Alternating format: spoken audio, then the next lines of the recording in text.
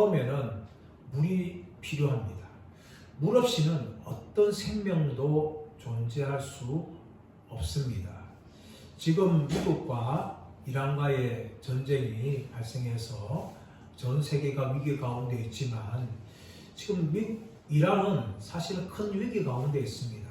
이 전쟁 때문에 위기도 있지만 사실상 이란 같은 경우는 수년째 이어지는 물 가뭄이 인하여서 물 파산이라는 말 정도가 나올 정도로 위기 가운데 있습니다. 테헤란에 1,500만 명이 긴급하게 피난하지 않으면 테헤란마저 무너질 수 있는 그 정도의 물 가뭄의 위기를 겪고 있습니다. 이처럼 물이 부족하면 생명이 존재할 수도 없고 사람들이 살 수가 없습니다. 두 번째로 공기라고 말할 수 있습니다. 산소, 공기, 깨끗한 공기의 부족은 생명에 치명적입니다. 그래서 암 환자 같은 경우는 공기가 깨끗한 산에 가서 요양을 하기도 합니다. 그만큼 공기는 생명이 존재하고 건강하기 위해서 필요한 것입니다. 세 번째로 빛이라 할 수 있습니다. 빛은 모든 생명을 만들어내고 있습니다. 식물들은 광합성 작용을 하고 또 동물들이나 사람들도 빛 없이 살아갈 수가 없습니다. 그래서 사람들은 빛을 보아야 하는 거죠. 그뿐만 아니라 빛은 어둠을 밝힙니다. 빛이 있어야 어둠 속에서 살아갈 수가 있는 것입니다. 제가 몇 년 전 12월 마지막 주에 대구 근교에 있는 시골의 교회 헌신 예배를 갔습니다. 12월 마지막 주 주일 저녁 예배이기 때문에 돌아오는 길에 사실 좀 걱정이 많았습니다. 예배를 드리고 다가를 하고 한 9시 정도에 마치고 이제 그곳에서 대구로 돌아오는데 밤에 오는 길이 앞이 보이지 않을 정도로 시루과 같은 밤이었어요. 캄캄했습니다. 다행히도 자동차에 이 라이트가 길을 비추기 때문에 무사히 왔지만 그 라이트를 비춰도 1m 앞에 정확하게 자세히 보이지 않을 정도로 어두웠습니다. 만약에 빛이 없었다면 저는 대구로 돌아오지 못했을 것입니다. 그만큼 빛은 어둠을 밝히고 어둠 속에서 살아가게 하는 겁니다. 오늘 본문의 말씀에서 예수님께서는 나는 세상의 빛이다 라고 말씀하십니다. 이 말씀은 예수님의 자기 선언, 에고 에이미의 선언에서 두 번째 해당하는 것입니다. 그런데 오늘 이 본문의 말씀에서 예수님께서 세상의 빛이라고 하는 것은 어떤 빛을 말하고 있는 것일까요? 첫 번째로 바로 예수님은 용서의 빛이십니다. 우리가 읽자봤던 1절부터 11절 말씀 보시면 어떤 한 사건이 나옵니다. 그 사건은 가늠한 여인을 돌로 치느냐 마느냐 하는 사건이었습니다. 예수님께서 감난산에서 이제 예루살렘 성전으로 들어가셨습니다. 예수님께서 성전에 들어가시니까 많은 사람들이 예수님께로 모였습니다. 예수님은 자리에 앉으시고 그들을 가르치기 시작했습니다. 예수님께서 자리에 앉으셔서 사람들을 가르쳤다는 것은 예수님께서 랍비로 인정을 받았다는 거예요. 예수님 당시에 랍비들은 자리에 앉아서 사람들에게 가르침을 전하였습니다. 예수님도 마찬가지로 예수님께 모였던 많은 사람들 향하여서 자리에 앉아서 말씀을 가르쳤습니다.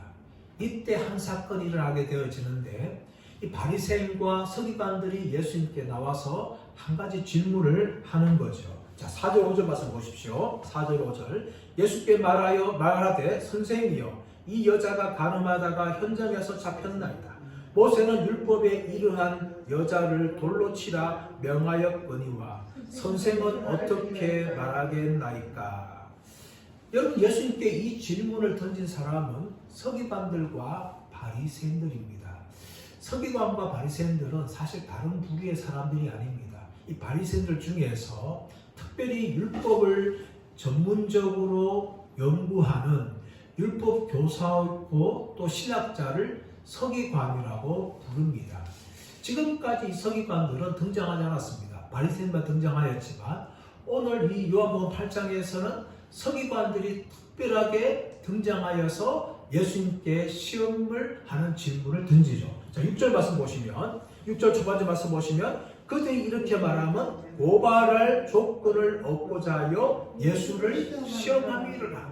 예수님을 고발하기 위해서 예수님을 시험하는 질문을 바로 그들이 던졌다는 것을 말하고 있는 것입니다. 여러분, 왜 이들이 예수님을 고발하려고 시험하고 있는 겁니까? 그것은 바로 그들 가운데 예수님을 향한 미움이 있었다는 것입니다. 그리고 더 나아가서 이런 미움은 예수님을 죽이고자 하는 계획까지 그들은 지금 만들고 있는 가운데 있습니다. 그래서 이들은 예수님을 지금 시험하기 위해서 고발할 조건을 만들고 있는 것을 볼 수가 있습니다. 그렇다면 이들이 왜 이렇게까지 예수님을 미워하고 죽이고자 합니까? 그 이유는 무엇인가 하면 예수님을 하나님의 아들로 믿지 않기 때문입니다. 예수님이 하나님의 아들로 믿었다면 어떻게 예수님을 향해서 이런 행동들을 할 수가 있겠습니까? 또 더 나아가서 이들 마음 가운데는 예수님을 향한 시기심이 가득했습니다. 그들만 사람들이 모이는 것이 아니라 예수님께 더 많은 사람들이 모여서 예수님께로부터 가르침을 받으니까 그들 마음 가운데 예수님에 대한 시기심이 충만한 거예요. 그 시기심 때문에 예수님을 미워하였고 더 나아가서 예수님을 죽이고자 할 정도로 그들은 악한 계획을 세우고 있습니다. 이런 가운데 그들이 던진 질문은 무엇인가 하면 4절 말씀 보시면 이 여자가 가늠하다가 현장에 잡혔나이다. 율법에 의하면 돌로 치라고 하는데 선생님은 어떻게 하시겠습니까? 라고 예수님께 점잖게 질문을 던지는 것처럼 보입니다. 그러나 여러분, 이런 질문은요, 이들 상황 모든 것들 어쩌면 이들이 의도한 계획 가운데 예수님을 지금 시험하고 있는 것을 볼 수가 있습니다. 왜 그런가 하면 여러분, 가늠하다가 현장에 잡히는 것 사실은 결코 쉽지 않습니다. 누가 가늠하면서 사람들이 나 좀 봐라 하면서 다 드러내면서 근데 잡힙니까? 현장에 잡힐 수가 없는 거죠. 이 현장에 잡혔다는 것은 이미 이들이 정보를 다 알고 있었다는 것을 보여주는 것입니다. 그뿐만 아니라 또 한 가지 무엇인가 하면 가늠한 사람을 잡아왔다면 여자만 아니라 남자도 같이 데리고 와야 되는 게 정상입니다. 그런데 남자는 온데간데 없고 여자만 데려왔다는 것은 어쩌면 이들이 예수님을 시험하기 위해서 남자와 짜서 이런 것을 고의적으로 만들었다고도 얼마든지 추측을 할 수가 있어요. 그리고 더 나아가서 이들이 지금 무엇을 가지고 예수님을 시험하고 있는가 하면 율법에 의하면 이 여자를 돌로 치라고 명하는데 당신은 어떻게 하시겠습니까? 이제 하나님의 말씀까지 들고 와서 그들은 공격합니다.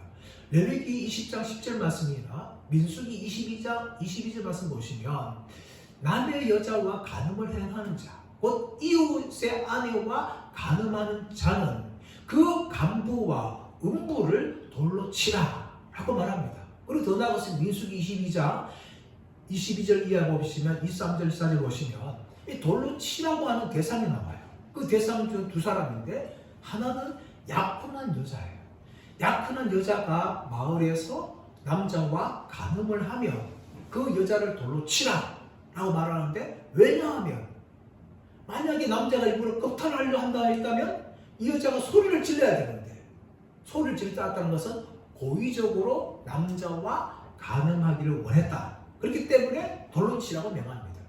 더 나아가서 남자도 돌로 치라고 말하는데 왜냐하면 이웃의 아내를 범하였기 때문에 돌로 치라고 말합니다. 왜 약혼한 여자가 이웃의 아내입니까? 이미 약혼했다는 것은 결혼할 남자가 있다는 거예요. 예수님 당시에 이 약혼은 법적으로 결혼과 똑같은 효력을 가지고 있는 것입니다. 그래서 약혼한 여자와 이 간음하는 남자도 남의 여자를 범했기 때문에 돌로 치라고 말하는 것입니다. 그런데 이들이 무엇을 가지고 왔는가 하면 이 레위기 20장 10절 말씀이나 신명기 22장 23절 24절 말씀을 가지고 와서 예수님께 묻는 거예요. 예수님, 율법에 의하면 이 가늠한 여자 돌로 치라고 말하는데 예수님은 어떻게 하시겠습니까? 라고 묻는 거죠. 그렇다면 이 가늠의 현장에 잡혀왔던 이 여자는 적어도 약혼한 여자였다는 것을 볼 수가 있는 거예요. 여러분, 예수님 당시에 약혼은 보통 10대 중반에 삽니다. 10대 중반. 늦어도 10대 후반이에요. 아직까지 20살도 안 된 이 여자를 자신들이 예수님을 시험하기 위해서 이 여자의 부끄러운 모습을 다 드러내고 만천하에 공개할 정도로 이 서기관과 바리새인들은 악한 사람이었어요. 한 영혼을 철저하게 짓밟는다 할지라도 그것을 가지고 예수님을 시험하는 도구로 이들은 사용하고 있는 거예요. 이런 상황에서 예수님께서는 아무 말씀하지 않습니다. 어떻게 합니까? 땅에 글을 쓰십니다. 글자를 쓰세요. 근데 우리가 말씀을 읽어보면 예수님이 어떤 글자를 썼는지 그 내용에 대해서는 아무도 모릅니다.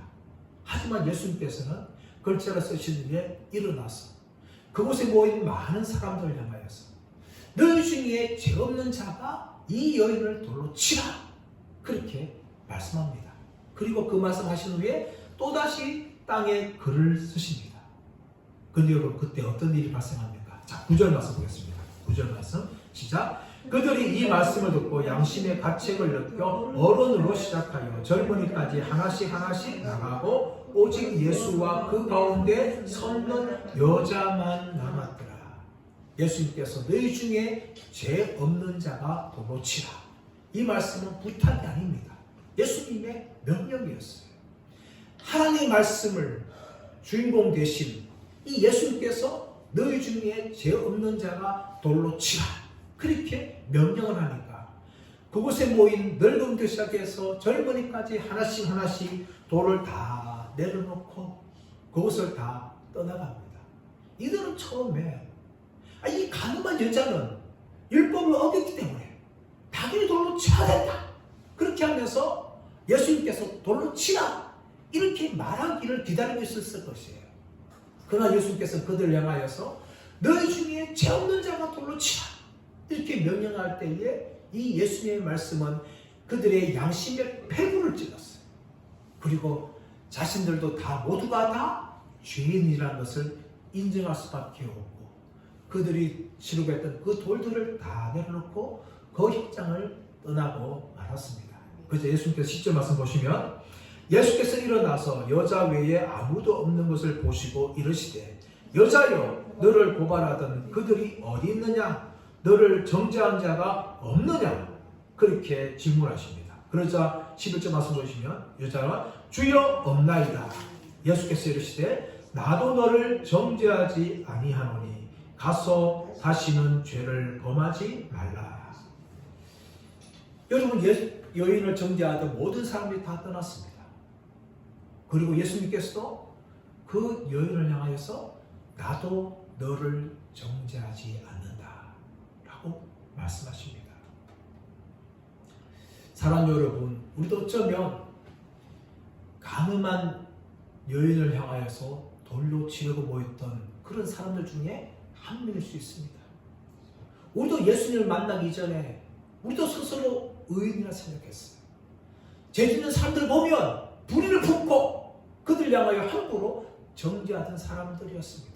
그러나 예수님 만난 후에 우리도 죄인이라는 것을 우리가 인정합니다. 그때 예수님께서 무슨 말씀하십니까? 나는 너를 정죄하지 않는다. 우리 죄에 대한 용서를 선언하십니다. 그뿐만 아니라 우리가 천국에 가서 하나님 앞에 설 때에 마귀가 우리를 향하여 정죄할 거예요. 하나님이요, 이 사람은 구원받기 합당치 않은 인간입니다. 이 땅에서 이런 죄 다 지었습니다. 어떻게 이 자가 구원받을 수 있겠습니까? 그렇게 우리의 죄를 보수할 것입니다. 그때 예수님께서는 아버지요, 이 자를 용서하여 주옵소서. 내가 그를 위하여서 십자가에 죽었습니다. 그리고 내가 흘린 피가 그를 다 덮어주었습니다. 아버지요, 나의 피를 보시고 이 자를 용서하여 주옵소서. 그렇게 예수님께서 선언할 것입니다. 사랑 여러분, 로마서 8장 1절 2절 말씀 무엇을 말합니까? 그러므로 그리스도 예수 안에 있는 자에게는 결코 정죄함이 없나니 이는 그리스도 예수 안에 있는 생명의 성령의 법이 너를 해방하였습니다. 할렐루야. 여러분, 예수님의 보배로운 피로 말미암아 우리는 죄 씻음 받았고 성령께서 죄 가운데 있는 우리를 풀어서 해방시켜 주었습니다. 이런 용서의 은혜가 우리 가운데 임하였습니다. 바로 예수님께서는 이 세상에서 죄인들을 용서하기 위해서 이 땅에 오신 용서의 빛이십니다. 두 번째로 예수님은 생명의 빛이십니다. 우리 8장 12절 말씀 다시 읽어보겠습니다. 8장 12절 시작. 예수께서 또 말씀하여 이르시되 나는 세상의 빛이니 나를 따르는 자는 어둠에 다니지 아니하고 생명의 빛을 얻으리라. 나는 세상의 빛이니 나를 따르는 자는 어둠에 다니지 아니하고 생명의 빛을 얻으리라 라고 말씀합니다. 예수님께서는 가늠한 여자를 향하여서 나도 너를 정죄하지 않는다 라고만 말씀한 것이 아니라 더 나아가서 하신 말씀이 무엇입니까? 다시는 죄를 짓지 말라, 그렇게 말씀합니다. 예수님은 우리의 죄를 용서하는 것만 그치지 않아요.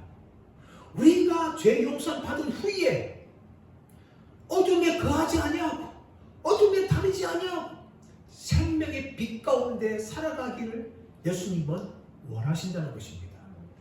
요한복음 5장 14절 말씀 보시면 예수님께서 베데스다 목가에서 38년 된 병자를 고쳐주십니다. 그러고 난 후에 그를 만나서 무슨 말씀하시는가 하면 다시는 네가 병이 생기지 않도록 죄를 짓지 말라 라고 말씀하는 거죠. 여러분, 그 38년 된 병자를 향하여서 예수님은 그의 병을 고칠 뿐만 아니라 가서 다시는 죄를 짓는 삶을 살지 말라, 그렇게 말씀하시는 것입니다.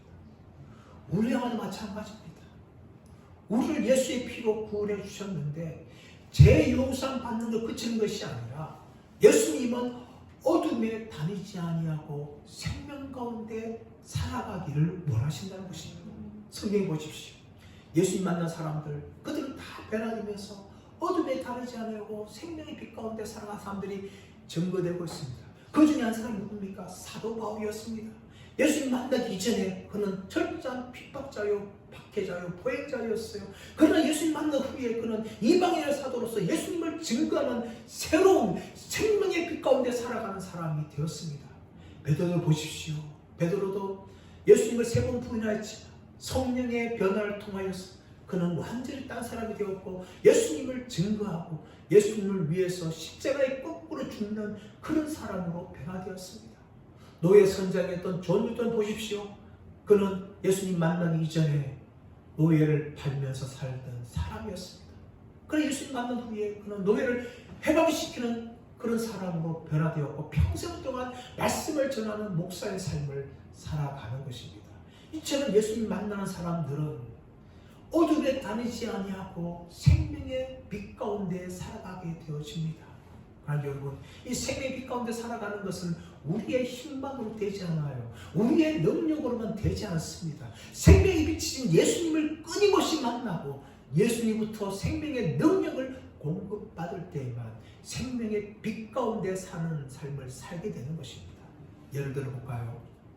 여러분, 세상의 빛은 두 종류입니다.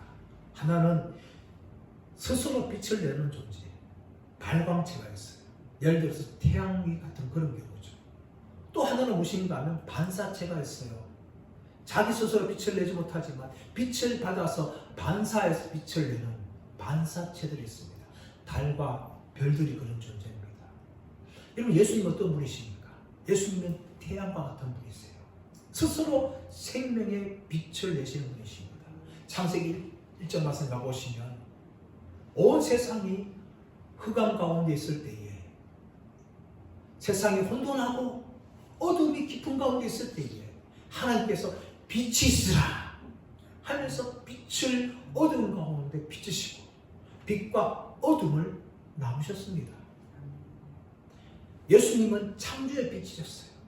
그리고 예수님은 오늘 생명의 빛으로 우리 가운데 오셨습니다. 예수님께서 십자가에서 우리 죄를 위하여서 죽으심을 통하여, 예수님의 죽으심을 통하여 우리가 나음을 얻게 되어지고 생명을 얻게 되었습니다. 예수님이 가는 곳에 어둠이 떠나가게 되어집니다. 예수님이 임하시는 곳에 귀신이 떠나가고 병자가 고침받는 이런 일들이 온 세상 가운데 일어났습니다. 이것이 바로 세상에 비친 예수님의 모습이었어요. 이런 예수님께서 무슨 말씀하십니까? 나는 세상의 빛이니 나를 따르는 자는 어둠에 다니지 아니하고 생명의 빛을 얻으리라. 예수님을 따라가는 사람들은 생명의 빛 가운데 살게 되어지고 생명의 빛을 전파하는 사람들이 되어집니다. 예수님의 제자들을 보십시오. 그들은 예수님을 따라가는 자들이었습니다. 그들이 가는 곳에도 귀신이 떠나가고 병자가 고침받는 이 생명의 빛 가운데 나타나는 사역들이 일어난 것입니다. 그리고 이런 사역들은요, 지금도 전 세계에서 일어나고 있습니다. 사람 여러분, 우리가 정말 생명의 빛 가운데 살아가게 되어지면 우리도 생명의 빛을 전하는 이런 사역을 할 수가 있는 것입니다. 사람 여러분, 모든 인간들은 죄 가운데 있습니다. 과거에 우리도 죄 가운데 살았고 죄의 지배를 받았으며 죄의 노예가 되었습니다. 하지만 예수님의 믿음을 통하여서 우리는 죄의 노예에서 해방되었습니다. 더 이상 어둠에 다니는 사람들이 아닙니다. 생명의 빛을 얻었고 생명의 빛 가운데 살아갑니다.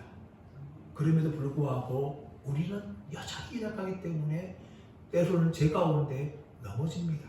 실패합니다. 하지만 여러분, 그것이 정상이 아닙니다. 예수 믿고 구원받은 사람들은 죄 가운데 살아가는 것이 정상이 아니에요. 오히려 죄를 이기고 생명의 빛을 전하는 것이 정상적인 삶입니다. 이런 삶을 살기 위해서는 우리의 혈육과 우리가 가진 것들을 의지해서는 안 됩니다.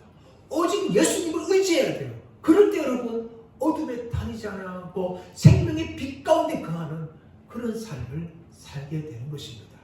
이런 생명의 빛 가운데 사는 삶을 살아갈 때에 우리 가운데 때로는 어려움이 찾아옵니다. 환난이 찾아와요. 고난이 찾아와요. 그러나 예수님께서 무슨 말씀하십니까? 너희가 세상에서 환난을 당하라. 담대하라. 내가 세상을 이겼노라. 라고 예수님께서 선언하셨습니다. 이미 예수님께서는 세상에 빛으로 오셔서 어둠을 이기셨습니다. 그리고 우리를 향하여 선언하십니다. 나는 세상의 빛이니 나를 따르는 자는 어둠에 다니지 아니하고 생명의 빛을 얻으리라 라고 말씀합니다. 때로 우리가 죄 가운데 넘어지고 세상 가운데서 넘어진다 할지라도 우리는 다시 일어나야 됩니다. 왜냐하면 예수님께서 이미 세상을 이기셨기 때문입니다. 그러므로 우리도 이길 수가 있는 것입니다. 내 힘으로 이기는 것이 아니라 날마다 세상이 비친 예수님의 빛을 받을 때에 우리가 반사차가 되어서 세상을 향하여서 빛을 전하는 이런 삶을 살아갈 수가 있는 것입니다. 사랑하는 여러분, 이것을 위해서 예수님께서 우리를 위해서 십자가에서 죽으셨습니다. 그리고 우리를 자유케 하여 주시고 생명의 빛 가운데 살게 하셨습니다. 이것을 생각하면서 우리가 날마다 죄 가운데 지는 것이 아니라 죄를 이기고 믿음으로 세상 가운데서 빛의 사명을 감당하시는 저와 여러분들 되시기를 예수의 이름으로 축원합니다.